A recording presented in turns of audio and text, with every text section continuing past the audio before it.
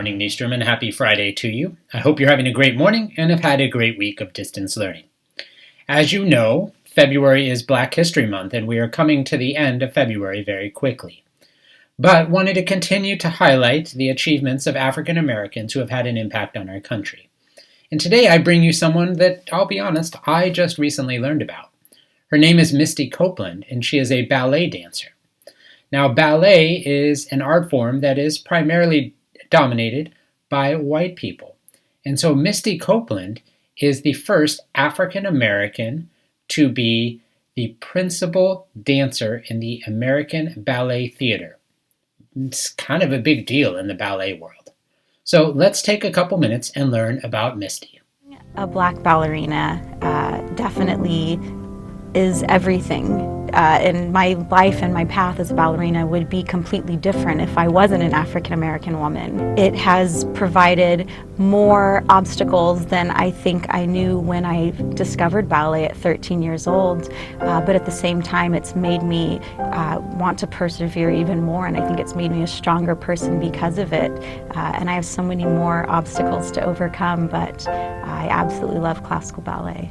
I first started dancing when I was 13 years old at my local Boys and Girls Club in San Pedro, California.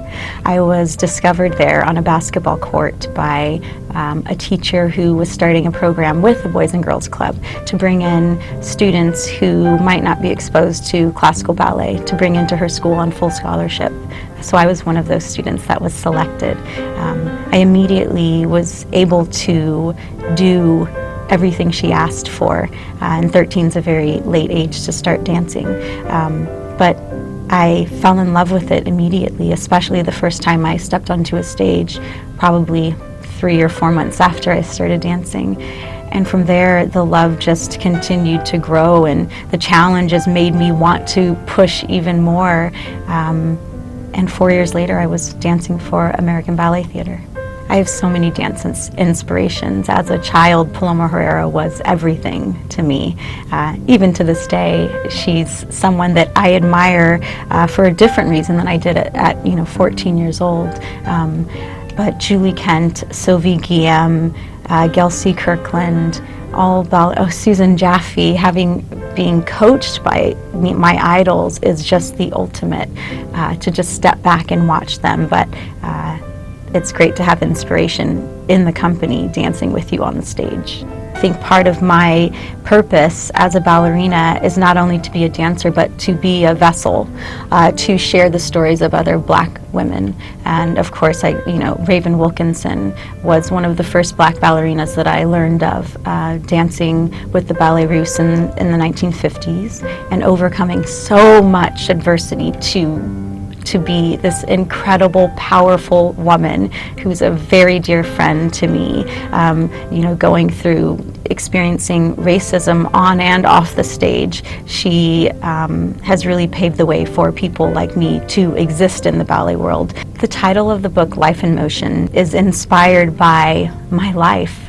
I think that from the time I discovered ballet, it's been in constant motion on just this very peculiar journey that I think was unexpected. And to have the subtitle be, the story of an unlikely ballerina, that's everything that I am, something that people didn't expect. All right, yesterday's riddle, why do fish make such good musicians? Because they know their scales. You get it? The scales on a fish and the scales like do, re, mi. Congratulations to Miss B, Miss Pierce, Miss Fairweather, Miss Heller, Mr. LaFleur, and Miss Massa, all for nailing that one.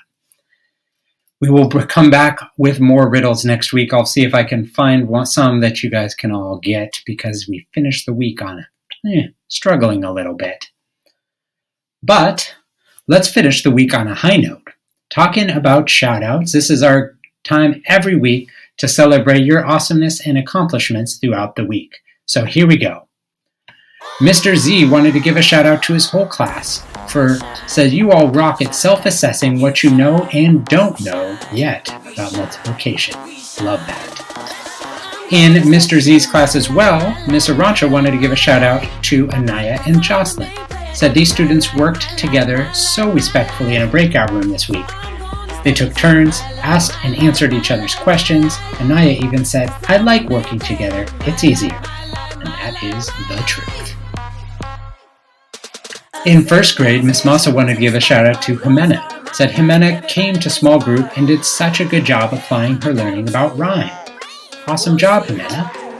Also in first grade, from Miss Massa's class, Wilfredo, Andrea, and Douglas said this green team kept a positive attitude and did such a great job practicing their reading skills together. Way to go, all three of you. Back to Mr. Z's class, Anaya, Jocelyn, and Antonio.